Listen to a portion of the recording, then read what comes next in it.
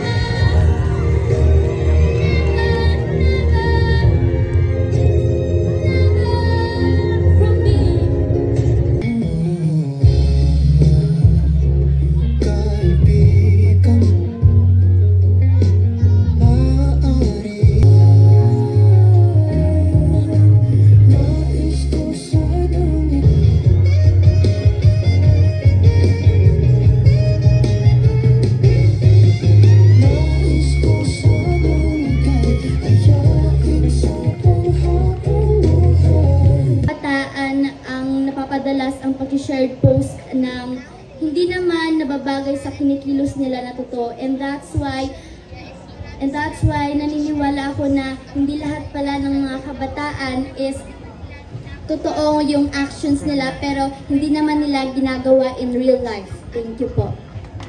Thank you.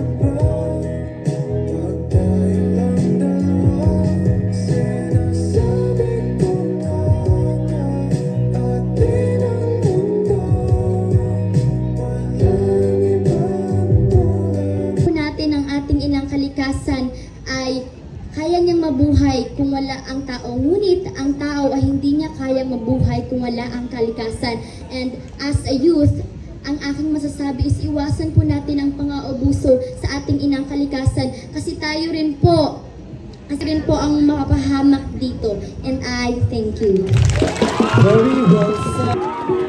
And of course, our Miss Sabang, yes.